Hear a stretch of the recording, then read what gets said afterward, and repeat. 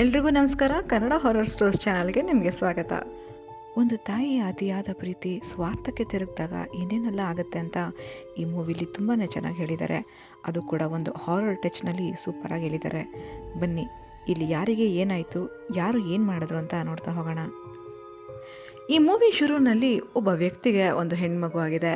ಈ ದಂಪತಿ ತುಂಬಾ ಖುಷಿಯಾಗಿದ್ದಾರೆ. ಆ ಒಂದು ಹೆಣ್ಮಗುನ ನೋಡ್ತಾ ಈ ವ್ಯಕ್ತಿ ಕಣ್ಣಲ್ಲಿ ನೀರೇ ಬರ್ತಾ ಇದೆ. ಇಷ್ಟು ಕೂಡ ಒಂದು ವಿಡಿಯೋ ಟೇಪ್, ಇದನ್ನು ಈ ನೋಲನ್ ಅನ್ನೋ ಆತ ನೋಡ್ತಾ ಇದ್ದಾನೆ. ಇದನ್ನು ನೋಡ್ತಾ ನೋಡ್ತಾ ಸಡನ್ನಾಗಿ ಹಿಂದೆಗಡೆಯಿಂದ ಬಂದು ಯಾರೋ ಒಂದು ಕತ್ತನ್ನು ಇಸಿಕ್ತಾ ಇದ್ದಾರೆ. ಅವನನ್ನು ಸಾಯಿಸಕ್ಕೆ ನೋಡ್ತಾ ಇದ್ದಾರೆ. ಆದರೆ ಅಷ್ಟರಲ್ಲೇ ಇವನ ಮಗಳು, ಇವಳ ಹೆಸರು ಹೇವಾ ಅಂತ, ಇನ್ನಿವಾಗ ಇವಳು ಬೆಳೆದು ಸ್ವಲ್ಪ ದೊಡ್ಡವಳಾಗಿದ್ದಾಳೆ. ಇವಳು ಡ್ಯಾಡಿ ಡ್ಯಾಡಿ ಅಂತ ಎಬ್ಬಿಸ್ತಾ ಇದ್ದಾಳೆ. ಈಗ ಇವನಿಗೆ ರಿಯಲೈಸ್ ಆಗುತ್ತೆ ಅಲ್ಲೇ ಅವನ ಹಿಂದೆಗಡೆ ಯಾರೂ ಇಲ್ಲ ಅಂತ.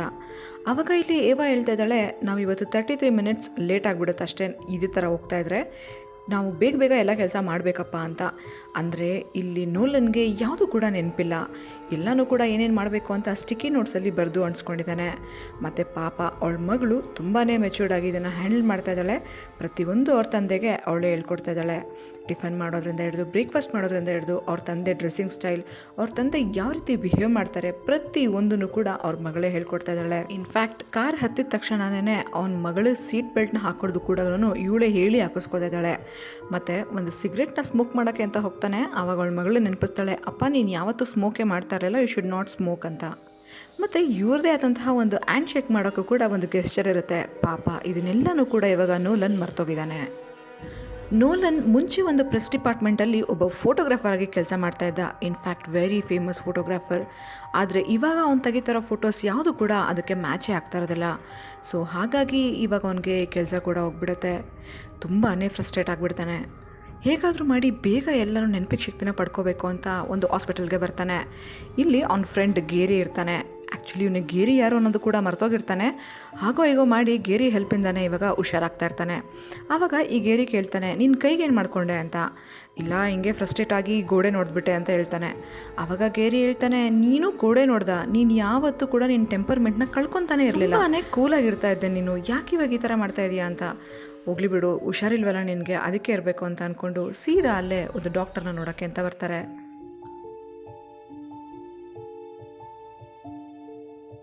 ಒಬ್ಬಳು ಡಾಕ್ಟರ್, ಇವ್ರದ್ದೊಂದು ಪ್ರಾಜೆಕ್ಟ್ ಇರುತ್ತೆ. ಅದು ಏನು ಅಂತ ಅಂದರೆ, ಯಾವುದೇ ಒಬ್ಬ ವ್ಯಕ್ತಿ ಜ್ಞಾಪಕ ಶಕ್ತಿಗಳನ್ನ ಕಳ್ಕೊಂಡಿದ್ರೆ ಅವರಿಗೆ ಈ ಒಂದು ಡಿವೈಸ್ನ ಮೂಲಕ ಆ ಜ್ಞಾಪಕ ಶಕ್ತಿಗಳು ವಾಪಸ್ ಬರೋದ ರೀತಿ ಮಾಡ್ತಾ ಇರ್ತಾರೆ. ಈ ಡಿವೈಸ್ ಹೆಸರೇನೇ ಬ್ಲ್ಯಾಕ್ ಬಾಕ್ಸ್. ಈ ಬ್ಲ್ಯಾಕ್ ಬಾಕ್ಸ್ ಏನು ಮಾಡೋದಪ್ಪ ಅಂದರೆ, EEG ಪ್ರೊಸೆಸ್ನ ಮಾಡಿ ಒಬ್ಬ ವ್ಯಕ್ತಿ ಸಬ್ಕಾನ್ಷಿಯಸಲ್ಲಿ ಏನೆಲ್ಲ ಮೆಮೊರಿ ಇರುತ್ತೆ ಅದನ್ನು ವಿಜುವಲ್ ರೆಪ್ರೆಸೆಂಟೇಷನ್ ಮೂಲಕ ಅದನ್ನು ನೋಡೋ ರೀತಿ ಮಾಡುತ್ತೆ. ಸೊ ಈ ರೀತಿ ಇವರು ಕೆಲವೊಂದು ಪೇಷಂಟ್ಗಳ ಜೊತೆ ಸಕ್ಸಸ್ಫುಲ್ ಆಗಿರ್ತಾರೆ ಕೂಡ. ಸೊ ಆ ಥರದ ಪೇಷಂಟ್ಗಳಲ್ಲೇ ಒಬ್ಬರು ಇವಾಗ ನೋಲನ್. ಈ ಹಿಂದೆ ನೋಲನ್ ಅಂತೂ ಎಷ್ಟೋ ಸುಮಾರು ಡಾಕ್ಟರ್ಗಳ ಹತ್ರ ಹೋಗಿ ತೋರಿಸಿರ್ತಾರೆ, ಬಟ್ ಏನೂ ಕೂಡ ವರ್ಕ್ ಆಗಿರೋದಿಲ್ಲ. ಇನ್ನು ಲಾಸ್ಟ್ ರೆಸಾರ್ಟ್ ಅನ್ನೋ ಥರ ಈ ಡಾಕ್ಟರ್ ಹತ್ರ ಇವಾಗ ಬಂದಿದ್ದಾರೆ. 6 months ಬ್ಯಾಕ್ ನೋಲನ್ ಮತ್ತು ಅವ್ರ ಹೆಂಡತಿ ಇಬ್ಬರು ಕೂಡ ಟ್ರಾವೆಲ್ ಮಾಡ್ತಾ ಇರಬೇಕಾದ್ರೆ ಕಾರ್ ಆಕ್ಸಿಡೆಂಟ್ ಆಗಿಬಿಟ್ಟಿರುತ್ತೆ. ಆವಾಗ ನೋಲನ್ ಅವ್ರಿಗೆ ಬ್ರೈನ್ಗೆ ತುಂಬಾ ಪೆಟ್ಟು ಬಿದ್ದಿರುತ್ತೆ. ಇದನ್ನೆಲ್ಲನೂ ಕೂಡ ಇವಾಗ ಡಾಕ್ಟರ್ ಬ್ರೂಕ್ಸ್ ಅವರ ಒಂದು ರಿಪೋರ್ಟ್ನಲ್ಲಿ ನೋಡ್ತಾ ಇದ್ದಾರೆ.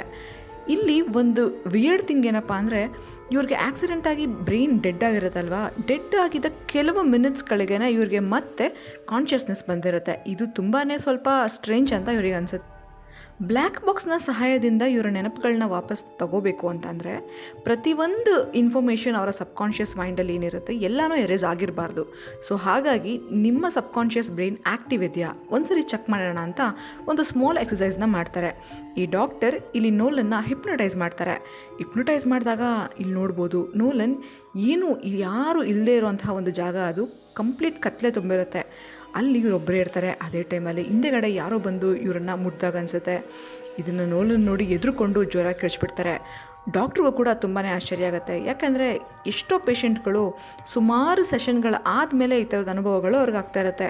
ಆದರೆ ನೋಲನ್ಗೆ ಫಸ್ಟ್ ಸೆಷನ್ನಲ್ಲೇ ಈ ಥರದ್ದೊಂದು ರೆಸ್ಪಾನ್ಸ್ ಬಂದಿರೋದು ಇವ್ರಿಗೆ ಖುಷಿಯಾಗುತ್ತೆ. ಇವಾಗ ಹೇಳ್ತಾರೆ, ಓಕೆ ಫೈನ್, ನಿಮ್ಮ ಕೇಸ್ನ ನಾನು ಟಿಕಪ್ ಮಾಡ್ತೀನಿ, ಬ್ಲ್ಯಾಕ್ ಬಾಕ್ಸ್ನ ಸಹಾಯದಿಂದ ನಿಮ್ಮ ಮೆಮೊರಿ ಎಲ್ಲನೂ ವಾಪಸ್ ಬರೋ ಥರ ಮಾಡೋಣ ಅಂತ ಹೇಳ್ತಾರೆ. ಇನ್ನೂ ಈ ಥರ ಎಕ್ಸ್ಪೀರಿಯೆನ್ಸ್ ಆಗಿದ್ದಕ್ಕೆ ನೋಲನ್ ತುಂಬಾ ಟೆನ್ಷನ್ ಆಗಿಬಿಟ್ಟು ಅವ್ರ ಮನೆಗೆ ಬಂದು ಇವನಿಗೆ ಬಂದಿರೋ ಮೇಲ್ಗಳನ್ನೆಲ್ಲ ಚೆಕ್ ಮಾಡ್ತಾ ಇರ್ತಾನೆ, ಲೆಟರ್ಗಳನ್ನ ಕೂಡ ಚೆಕ್ ಮಾಡ್ತಾ ಇರ್ತಾನೆ. ಇವನಿಗೆ ಏನಾಗ್ತದೆ ಅಂತಲೇ ಅರ್ಥ ಆಗ್ತಾ ಇರೋದಿಲ್ಲ. ಆದರೆ ಪಾಪ ಅವ್ರ ಮಗಳನ್ನ ಪಿಕಪ್ ಮಾಡೋದೇ ಇವಾಗ ಮರ್ತೋಗಿದ್ದಾನೆ. ಹೇಗೋ ಮಾಡಿ ಅವ್ರ ಮಗಳನ್ನ ಅವ್ರ ಟೀಚರೇನೆ ಬಂದು ಮನೆಗೆ ಬಿಡ್ತಾಳೆ. ಆ್ಯಂಡ್ ಅವ್ರ ಟೀಚರ್ ಹೇಳ್ತಾರೆ, ಇದು 3rd ಟೈಮ್ ನಾನು ಇವಳನ್ನ ಡ್ರಾಪ್ ಮಾಡ್ತಾ ಇರೋದು, ಇನ್ನೊಂದು ಸರಿ ರಿಪೀಟ್ ಆದರೆ ನಾನು ರಿಪೋರ್ಟ್ ಮಾಡಬೇಕಾಗತ್ತೆ ಅಂತ ಹೇಳ್ತಾಳೆ. ಇವಾಗ ಏವಾ ತುಂಬಾ ಸಿಟ್ಟು ಮಾಡ್ಕೊಂಡಿದ್ದಾಳೆ. ಬಟ್ ಸ್ಟಿಲ್ ಇವನು ಹೇಗೋ ಮಾಡಿ ಅವಳನ್ನ ಕನ್ವಿನ್ಸ್ ಮಾಡ್ತಾ ಇದ್ದಾನೆ. ಇನ್ನು ನೆಕ್ಸ್ಟ್ ದಿನ ಹಾಸ್ಪಿಟಲಲ್ಲಿ ಸೆಕೆಂಡ್ ಸೆಷನ್ಗೆ ನೋಲನ್ ಹೋಗ್ತಾನೆ. ಇವಾಗ ಆ ಡಾಕ್ಟರ್ ಹೇಳ್ತಾ ಇದ್ದಾರೆ, ಕರೆಕ್ಟಾಗಿ ನೀನು ನಾನು ಹೇಳ್ದಾಗೆ ರೆಸಿಪ್ರಿಕೇಟ್ ಮಾಡಿದ್ರೆ ವಿತಿನ್ ಸಮ್ ವೀಕ್ಸಲ್ಲೇನೇ ನಿನಗೆಲ್ಲ ನೆನಪು ಬರುತ್ತೆ ಅಂತ ಹೇಳ್ತಾರೆ. ಆವಾಗ ನೋಲನ್ ವೀಕ್ಸಾ, ನನಗೀಗಾಗಲೇ ತಲೆ ಕೆಟ್ಟೋಗ್ತಾ ಇದೆ, ಆದಷ್ಟು ಬೇಗ ನನಗೆ ರಿಸಲ್ಟ್ಸ್ ಬೇಕು ಅಂತ ಹೇಳ್ತಾನೆ. ಸರಿ, ಹಾಗಾದರೆ ಸ್ವಲ್ಪ ಎಕ್ಸ್ಟ್ರಾ ಸೆಷನ್ಸ್ ಮಾಡಬೇಕಾಗತ್ತೆ, ಮಾಡೋಣ ಅಂತ ಶುರು ಮಾಡ್ತಾರೆ. ಇವಾಗ ಇಲ್ಲಿ ಆ ಡಾಕ್ಟರ್ ಕೆಲವೊಂದನ್ನು ಹೇಳ್ತಾ ಹೋಗ್ತಾರೆ. ನಾವಿಲ್ಲಿ ನೋಡ್ಬೋದು, ಈ ಇನ್ಸ್ಟ್ರೂಮೆಂಟ್ಸ್ನ ಸೆಟಪ್ ಮಾಡಿ ಅವನಿಗೆ ಈ ರೀತಿ ಪ್ರತಿಯೊಂದನ್ನು ಕೂಡ ಹಾಕ್ತಾರೆ. ಇದೇನೇ EEG. ಈ ಒಂದು EEGಯಲ್ಲಿ ಈ ಥರದೊಂದು ಕರ್ಸರ್ ಅವನಿಗೆ ಕಾಣಿಸ್ತಾ ಇರುತ್ತೆ. ಈ ಕರ್ಸರ್ ಮೂವ್ ಆಗ್ತಾ ಆಗ್ತಾ ಅವರು ಹಾಗೇನೇನೆ ಹಿಪ್ನೋಟೈಸ್ ಆಗ್ತಾರೆ. ಹಿಪ್ನೋಟೈಸ್ ಆದಾಗ ಒಂದು ಸೀಕ್ರೆಟ್ ರೂಮಲ್ಲಿ ಅವ್ರು ಇರ್ತಾರೆ. ಅಂದರೆ ಅವರು ಅವರ ಜೀವನದಲ್ಲಿ ಯಾವುದನ್ನು ತುಂಬ ಸೇಫೆಸ್ಟ್ ಪ್ಲೇಸ್ ಅಂತ ನಂಬಿರ್ತಾರೆ, ಆ ಒಂದು ಪ್ಲೇಸಲ್ಲಿ ಅವ್ರನ್ನ ಇರ್ತಾರೆ. ಯಾವುದೇ ಕಾರಣಕ್ಕೂ ಕೂಡ ಅವರು ಆ ಒಂದು ರೂಮ್ ಅಥವಾ ಆ ಪ್ಲೇಸ್ನ ಬಿಟ್ಟು ಹೋಗಬಾರ್ದು. ಅಂದರೆ ಅಲ್ಲಿರೋ ಡೋರ್ನ ಓಪನ್ ಮಾಡ್ಕೊಂಡು ಇವ್ರು ಆಚೆಗಡೆ ಹೋದರೆ ಅವ್ರನ್ನ ಯಾರ ಕೈಲೂ ಕೂಡ ಕಾಂಟ್ಯಾಕ್ಟ್ ಮಾಡೋಕ್ಕಾಗೋದಿಲ್ಲ, ಅವ್ರು ಯಾರಿಗೂ ಸಿಗೋದು ಇಲ್ಲ. ಮತ್ತು ಅದೇ ಒಂದು ರೂಮ್ನಲ್ಲಿ ಒಂದು ಆ್ಯನಲಾಗ್ ವಾಚ್ ಇರುತ್ತೆ. ಈಗ ಈ ವಾಚ್ನ ಆನ್ ಮಾಡ್ಕೊಂಡಿದ್ದ ತಕ್ಷಣವೇ ಅವರ ಒಂದೊಂದು ಮೆಮೊರೀಸ್ಗೂ ಕೂಡ ಹೋಗ್ತಾರೆ. ಆ್ಯಂಡ್ ಆ ಮೆಮೊರೀಸಲ್ಲಿ ಏನಾದ್ರು ಅವ್ರಿಗೆ ಭಯ ಆಯಿತು ಅಥವಾ ಹಿಂದೆ ಹೋಗಬೇಕು ಮುಂದೆ ಹೋಗಬೇಕು ಅಂದರೂ ಕೂಡ ಅದನ್ನು ಇವರು ಸೆಟ್ ಮಾಡ್ಕೋಬೋದು.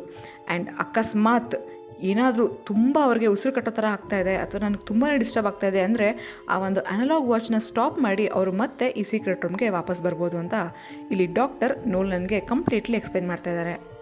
ನೋಲನ್ ತುಂಬಾ ಹೆದರ್ಕೊಂಡಿದ್ದಾನೆ. ಇನ್ಫ್ಯಾಕ್ಟ್ ಸಿಕ್ಕಾಪಟ್ಟೆ ಫ್ರಸ್ಟ್ರೇಟ್ ಆಗಿದ್ದಾನೆ. ಎಲ್ಲ ನಾವು ತಿಳ್ಕೊಬೇಕು ಅನ್ನೋ ಕ್ಯೂರಿಯಾಸಿಟಿನೂ ಇದೆ, ಆದರೆ ಏನಾಗ್ತಾಯಿದೆ ಅನ್ನೋ ಭಯ ಕೂಡ ಇದೆ. ಯಾಕಂದರೆ ಅವನು ಪ್ರತಿ ಸಾರಿ ಈ ಥರ ಆಲೋಸಿನೇಟ್ ಆಗಿ ಅವನು ನೋಡ್ತಾ ಇರಬೇಕಾದ್ರೆ ವಿಷನ್ಸ್ಗಳನ್ನು ಯಾವುದೋ ಒಂದು ವಿಕೃತವಾಗಿರತಕ್ಕಂಥ ಒಂದು ಸೌಂಡು, ಅಂದರೆ ಈ ಮೂಳೆಗಳೆಲ್ಲ ಮುರಿತಾ ಇರೋಂಥ ಸೌಂಡು, ಆ ಸೌಂಡಿಂದ ಯಾರೋ ಅವನ ಹತ್ರನೇ ಬಂದು ಕತ್ತಿಸ್ಕೋತಾರ ಮತ್ತು ಅವನಿಗೆ ಹಲ್ಲೆ ಮಾಡೋಕ್ಕೆ ಬರ್ತಾಯಿದ್ದಾರೆ ಅನ್ನೋ ಥರ ಇವನಿಗೆ ಫೀಲ್ ಆಗ್ತಾ ಇರುತ್ತೆ. ಆದರೆ ಧೈರ್ಯ ಮಾಡಿ ಪ್ರತಿಯೊಂದನ್ನು ತಿಳ್ಕೊಳ್ಳೇಬೇಕು ಅಂತ ಈ ಸರಿ ಅವನು ಕೂತಿದ್ದಾನೆ. ಈಗ ಆ ಕರ್ಸರ್ ಮೂವ್ ಆಗ್ತಾ ಇದ್ದಾಗೇನೆ ನೋಡ್ತಾ ನೋಡ್ತಾ ನೋಲನ್ ಹಿಪ್ನಟೈಸ್ ಆಗ್ತಾನೆ. ಮತ್ತು ಈ ಒಂದು ಸೀಕ್ರೆಟ್ ರೂಮಿಗೆ ನೋಲನ್ ಬರ್ತಾನೆ. ಅಂದರೆ ಇದು ಸಬ್ಕಾನ್ಷಿಯಸ್ ಮೆಮೊರಿಯಲ್ಲಿ ಅವನು ಈ ಒಂದು ಸೀಕ್ರೆಟ್ ರೂಮಲ್ಲಿ ಇದ್ದಾನೆ. ಇವಾಗ ಆ ಡಾಕ್ಟರ್ ಏನೆಲ್ಲ ಹೇಳ್ತಾ ಇರ್ತಾರೆ ಅದನ್ನು ನೋಲನ್ ಈ ಸೀಕ್ರೆಟ್ ರೂಮಲ್ಲಿ ಇರೋವರೆಗೂ ಮಾತ್ರನೇ ಕೇಳಿಸ್ಕೊಬೋದು. ಒನ್ಸ್ ಅವನು ಮೆಮೊರಿ ಒಳಗಡೆ ಹೋದ ಕೂಡಲೇ ಈ ಡಾಕ್ಟರ್ ಹೇಳೋದು ಏನೂ ಕೂಡ ಕೇಳಿಸೋದಿಲ್ಲ. ಪ್ಯೂರ್ಲಿ ಅದು ಆ ವ್ಯಕ್ತಿಯ ಮೆಮೊರಿ ಆಗಿರುತ್ತೆ. ಇವಾಗ ಈ ಸೀಕ್ರೆಟ್ ರೂಮ್ನಲ್ಲಿ ಆ ಒಂದು ಅನಲಾಗ್ ವಾಚ್ ಇರೋದು ಪ್ರತಿಯೊಂದನ್ನು ಎಕ್ಸ್ಪ್ಲೇನ್ ಮಾಡಿರ್ತಾರಲ್ವ, ಅದನ್ನು ತೊಗೊಂಡು ಅವನು ಸ್ಟಾರ್ಟ್ ಮಾಡ್ತಾನೆ. ಇವಾಗ ಇಲ್ಲಿ ಅವನಿಗೆ ಕೆಲವೊಂದು ವಿಷನ್ ಕಾಣಿಸುತ್ತೆ. ಅದೇನೆಂದರೆ ಅವನ ಮದುವೆ ವಿಷನ್. ಹೌದು, ಇದೊಂದು ಹಳೆ ಚರ್ಚ್ ಆಗಿದೆ. ಆ ಒಂದು ಚರ್ಚ್ನಲ್ಲಿ ಇವನು ಮದುವೆ ಕಾಸ್ಟ್ಯೂಮಲ್ಲಿ ನಿಂತಿದ್ದಾನೆ ಮತ್ತು ಇವನ ಹೆಂಡತಿ ಕೂಡ ಅಲ್ಲಿ ಬರ್ತಾ ಇದ್ದಾಳೆ. ಇನ್ನೇನು ಇವರಿಬ್ಬರು ಎಂಗೇಜ್ಮೆಂಟ್ ಆಗಬೇಕು ಅನ್ನೋಷ್ಟರಲ್ಲಿ ಮತ್ತೆ ಅದೇ ಒಂದು ರೀತಿಯ ಅದು ಆತ್ಮನೋ ಅಥವಾ ಏನೋ ಒಂದು ಕ್ರಿಯೇಚರ್ ರೀತಿ ಇರುತ್ತೆ, ಅದು ಇವನ ಹತ್ರನೇ ಬರ್ತಾ ಇದೆ. ಅದು ಸ್ಟ್ರೈಟಾಗಿ ನಡೀತಾ ಇಲ್ಲ, ಹಿಂದೆ ಮುಂದೆ ದೇಹ ಆಗಿದೆ, ಅದು ಇವನ ಹತ್ರನೇ ಬರ್ತಾ ಇದೆ. ಇವನು ಎಷ್ಟೇ ಅದನ್ನು ಅವಾಯ್ಡ್ ಮಾಡೋಕ್ಕೆ ಟ್ರೈ ಮಾಡಿದ್ರೂ ಕೂಡ ಅದು ಆಗ್ತಾನೇ ಇಲ್ಲ. ಅದು ಬಂದು ಇವನ ಮೇಲೆ ಇವಾಗ ಹಲ್ಲೆ ಮಾಡೇ ಬಿಡುತ್ತೆ. ಅದೇ ಟೈಮಲ್ಲಿ ಇವನು ಕೂಡ ಆ ಅನಲಾಗ್ ವಾಚ್ನ ತೆಗ್ದಿರ್ತಾನೆ. ಸೊ ಅವನು ಸೀದಾ ಈಗ ವಾಪಸ್ ಬಂದುಬಿಡ್ತಾನೆ. ಮತ್ತು ಅವನ ಆ ಒಂದು ಡ್ರೀಮ್ ಅಥವಾ ಆ ಒಂದು ಮೆಮೊರಿಯಲ್ಲಿ ಯಾರ ಮುಖ ಕೂಡ ಕ್ಲಿಯರಾಗಿ ಕಾಣಿಸೇ ಇರೋದಿಲ್ಲ. ಈಗ ಇದನ್ನೆಲ್ಲ ಕೂಡ ಅವನು ಎದುರ್ಕೊಂಡೇ ಆ ಡಾಕ್ಟ್ರಿಗೆ ಹೇಳ್ತಾನೆ. ಆವಾಗ ಆ ಡಾಕ್ಟರ್, ಇಲ್ಲ ಟೆನ್ಷನ್ ಆಗಬೇಡ, ಇದು ಎಲ್ರಿಗೂ ಕೂಡ ಕಾಮನ್ನೇ. ಆದರೆ ಏನಂದರೆ ನೀನು ಯಾರ್ದಾದ್ರೂ ಒಬ್ಬರು ಮುಖ ಆದರೂ ನೋಡಲೇಬೇಕು, ಆವಾಗಲೇ ನಿನಗೆ ಮೆಮೊರೀಸ್ ಎಲ್ಲನೂ ರೀಇನ್ಕಾರ್ನೇಟ್ ಆಗುತ್ತೆ ಅಂತ ಹೇಳ್ತಾರೆ. ಬಟ್ ಪರವಾಗಿಲ್ಲ, ನೆಕ್ಸ್ಟ್ ಸೆಷನಲ್ಲಿ ಡೆಫಿನೆಟ್ಲಿ ಇನ್ನೂ ಕೂಡ ರಿಸಲ್ಟ್ಸ್ನ ನಾವು ನೋಡ್ತೀವಿ. ಆದರೆ ನಿನಗೆ ಇಷ್ಟು ಬೇಗ ಇಷ್ಟು ರಿಸಲ್ಟ್ ಬಂದಿರೋದು ಕೂಡ ಗ್ರೇಟೇ ಅಂತ ಹೇಳಿ ಅವನ್ನ ಕಳಿಸ್ತಾರೆ. ಈಗ ನೆಕ್ಸ್ಟ್ ದಿನ ಗೇರಿ ಮನೆಗೆ ಬಂದಿದ್ದಾನೆ. ಯಾಕೆಂದರೆ ಈ ಹಿಂದೆ ಏವಾ ಸ್ಕೂಲಿಂದ ಪಿಕ್ ಮಾಡಿರಲಿಲ್ವಲ್ಲ, ಸೊ ಅವನ ಮಗಳು ಕೋಪ ಮಾಡ್ಕೊಂಡಿದ್ಲು. ಅದಕ್ಕೋಸ್ಕರನೇ ಗೇರಿ ಬಂದು ಅವಳನ್ನು ಸಮಾಧಾನ ಮಾಡ್ತಾ ಇದ್ದಾನೆ.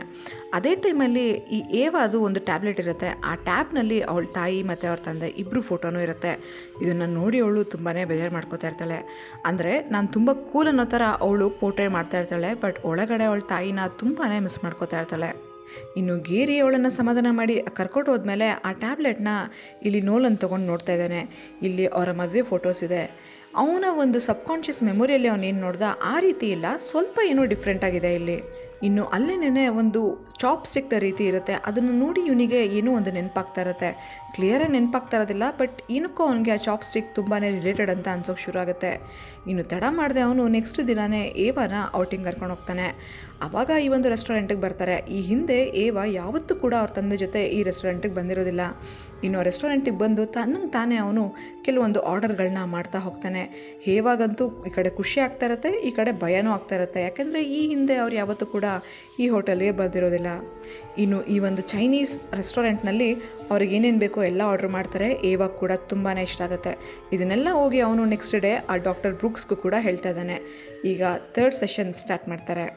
ಈ ಸರಿನೂ ಸೇಮ್ ಪ್ರೊಸೆಸ್. ಫಸ್ಟ್ ಆ ಸೀಕ್ರೆಟ್ ರೂಮಿಗೆ ಹೋಗ್ತಾನೆ. ಅಲ್ಲಿರೋ ಅನಲಾಗ್ ವಾಚಲ್ಲಿ ಅವನು ಕ್ಲಿಕ್ ಮಾಡ್ತಿದ್ದಾಗೇನೆ ಅವನ ಒಂದು ಮೆಮೊರಿಗೆ ಅವ್ನು ಟ್ರಾವೆಲ್ ಆಗ್ತಾನೆ. ಈಗ ಅವನು ಸೆಕೆಂಡ್ ಮೆಮೊರಿಗೆ ಹೋಗಿದ್ದಾನೆ. ಸೆಕೆಂಡ್ ಮೆಮೊರಿ ಏನಪ್ಪ ಅಂದರೆ, ಜೋರಾಗಿ ಹೇಳ್ತಾ ಇದ್ದಾಳೆ. ಅವಳಿವಾಗ ಇನ್ನೂ ಚಿಕ್ಕ ಮಗು ಆಗಿದ್ದಾಳೆ. ಆ ಮಗು ಮುಖ ಕೂಡ ಅವನಿಗೆ ಕ್ಲಿಯರಾಗಿ ಕಾಣಿಸ್ತಾ ಇಲ್ಲ. ಆ ಮಗುನ ಎತ್ಕೊಂಡು ಅವನು ಸ್ವಲ್ಪ ಸಮಾಧಾನ ಮಾಡಿ ಆಚೆಗಡೆ ಬಂದರೆ ಅವನ ಹೆಂಡತಿ ಕಿಚನಲ್ಲಿ ನಿಂತಿದ್ದಾಳೆ. ಅವಳು ತುಂಬಾ ಅಳ್ತಾ ಇದ್ದಾಳೆ. ಅವಳ ಮೈಯೆಲ್ಲ ರಕ್ತ ಆಗಿದೆ, ಅಂದರೆ ಯಾರೋ ಹೊಡೆದಿರೋ ರೀತಿ ಅವಳಿಗೆ ನೋವಾಗಿದೆ. ಮತ್ತು ಇದು ಯಾವುದು ಮನೆ ಅಂತ ಅವನಿಗೆ ಗೊತ್ತೇ ಆಗೋದಿಲ್ಲ, ಅದು ಅವನ ಮನೆ ರೀತಿ ಇರೋದಿಲ್ಲ. ಆವಾಗಲೇ ಅವನು ಕಿಟಕಿಯಿಂದ ಆಚೆಗಡೆ ನೋಡ್ತಾನೆ. ಅಲ್ಲೊಂದು ಟವರ್ ಮತ್ತು ಕೆಲವೊಂದು ರೇಲಿಂಗ್ಸ್ ಇರೋದನ್ನು ಅವ್ನು ನೋಡ್ತಾನೆ. ಇಲ್ಲಿದ್ದೀನಿ ಅಂತ ಅವನಿಗೆ ಅರ್ಥ ಆಗ್ತಾ ಇರೋದಿಲ್ಲ. ಅಷ್ಟರಲ್ಲೇ ಅಲ್ಲೇ ಒಂದು ಚಿಕ್ಕ ಜಾಗದಿಂದ ಈ ಥರದ್ದೊಂದು ಆಕೃತಿ ಅವನ ಹತ್ರನೇ ಬರ್ತಾ ಇರುತ್ತೆ. ಅದು ತುಂಬಾ ಕೆಟ್ಟದಾಗಿ ಸೌಂಡ್ ಮಾಡ್ತಾ ಇವನು ಹತ್ರನೇ ಬರ್ತಾ ಇರುತ್ತೆ. ಇವನು ಈ ಸರಿ ಹೇಗಾದರೂ ಮಾಡಿ ನಾನು ಹುಷಾರಾಗಲೇಬೇಕು ಅಂತ ಅಂದ್ಕೊಂಡು, ಹಾಗಾಗಿ ಇದನ್ನು ನಾನು ಹೇಗಾದರೂ ಮಾಡಿ ಜಯಿಸಬೇಕು ಅಂದ್ಕೊಂಡಿರ್ತಾನೆ. ಈ ಹಿಂದೆ ಆ ಬ್ರೂಕ್ಸ್ ಡಾಕ್ಟರ್ ಕೂಡ ಹೇಳಿರ್ತಾರೆ, ಅಕಸ್ಮಾತ್ ನಿನಗೇನಾದರೂ ಭಯ ಆದರೆ ಈ ರೀತಿ ಹೇಳು ಅಂತ. I run my mind, it does not run me. ಅಂದರೆ ನನ್ನ ಒಂದು ತಲೆ ಅಥವಾ ನನ್ನ ಒಂದು ಬ್ರೈನ್ ನನ್ನ ಕಂಟ್ರೋಲಲ್ಲಿದೆ, ಬೇರೆ ಯಾರ ಕಂಟ್ರೋಲಲ್ಲೂ ಇಲ್ಲ ಅಂತ. ಅದನ್ನು ಅವನು ಜೋರಾಗಿ ಹೇಳ್ತಾ ಇರ್ತಾನೆ. ಆದರೂ ಕೂಡ ಅದು ಬಂದು ಇವನು ಕತ್ತಿಸ್ಕೋಕೆ ಬಂದುಬಿಡುತ್ತೆ. ಈ ಸರಿ ಅಂತೂ ಅವ್ನಿಗೆ ಇನ್ನೂ ಕನ್ಫ್ಯೂಸ್ ಆಗಕ್ಕೆ ಸ್ಟಾರ್ಟ್ ಆಗುತ್ತೆ. ಯಾಕೆಂದರೆ ಅವನಿಗೆ ಗೊತ್ತಿರೋ ಹಾಗೆ ಗೇರಿ ಅಥವಾ ಅವ್ರ ಮಗಳು ತುಂಬಾ ಸ್ವೀಟಾಗಿರ್ತಾರೆ ಮತ್ತು ಇವನ ಬಗ್ಗೆ ಪಾಸಿಟಿವ್ ಆಗಿ ಹೇಳ್ತಾ ಇರ್ತಾರೆ. ಆದರೆ ಈ ಸರಿ ಅವನ ಮೆಮೊರಿಯಲ್ಲಿ ತುಂಬಾ ಬ್ಯಾಡ್ ಥಿಂಗ್ಸ್ ಇತ್ತು. ಅಂದರೆ ಅವನ ಹೆಂಡತಿಗೆ ಹೊಡೆದಿರೋ ಥರ, ಅವಳು ಅಳ್ತಾ ಇರೋ ಥರ, ಏನು ನಡೀತಿದೆ ಅಂತ ಗೊತ್ತಾಗೋದಿಲ್ಲ.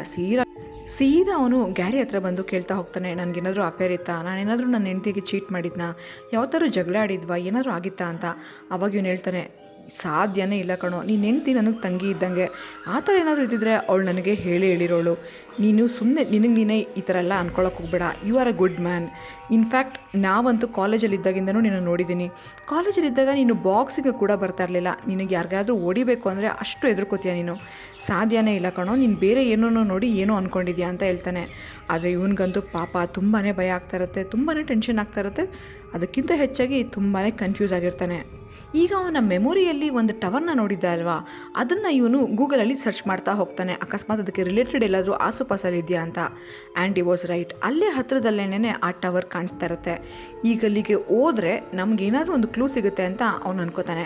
ಅಷ್ಟರಲ್ಲೇ ಈ ಸರಿ ಅವನ ಮಗಳನ್ನ ಪಿಕಪ್ ಮಾಡೋದು ಮರ್ತಿಲ್ಲ. ಅವನ ಮಗಳನ್ನ ಪಿಕ್ ಮಾಡಿಕೊಂಡು ಅಲ್ಲಿ ಕರ್ಕೊಂಡು ಹೋಗ್ತಾನೆ. ಅವ್ರ ಮಗಳಿಗೆ ಪಾಪ ಹೊಟ್ಟೆ ಹಸುವಾಗ್ತಿರುತ್ತೆ. ಬಟ್ ಸ್ಟಿಲ್ ಇವನು ಒಂದು 5 ನಿಮಿಷ ಅಂತ ಹೇಳಿ ಅವಳನ್ನು ಕೂಡ ಅಪಾರ್ಟ್ಮೆಂಟಿಗೆ ಕರ್ಕೊಂಡು ಹೋಗ್ತಾನೆ.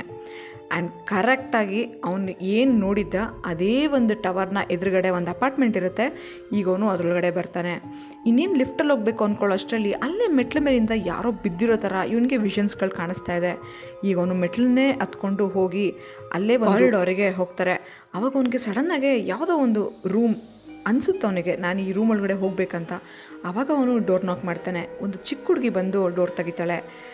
ನಿಮ್ಮ ತಾಯಿ ಹತ್ರ ನಾನು ಮಾತಾಡ್ಬೋದಾ ಅಂತ ಕೇಳ್ತಾನೆ. ಆವಾಗ ಅವಳ ತಾಯಿ ಅಲ್ಲೇ ಮಲಗಿರ್ತಾಳೆ, ತಿರುಗಿ ನೋಡ್ತಾಳೆ. ಬಟ್ ಇವನಿಗೆ ಏನು ಅನಿಸುತ್ತೋ ಏನೋ ಗೊತ್ತಿಲ್ಲ, ಐ ಆಮ್ ಸಾರಿ ಅಂತ ತುಂಬಾ ಟೆನ್ಷನ್ ಆಗಿ ಓಡಿ ಬಂದುಬಿಡ್ತಾನೆ.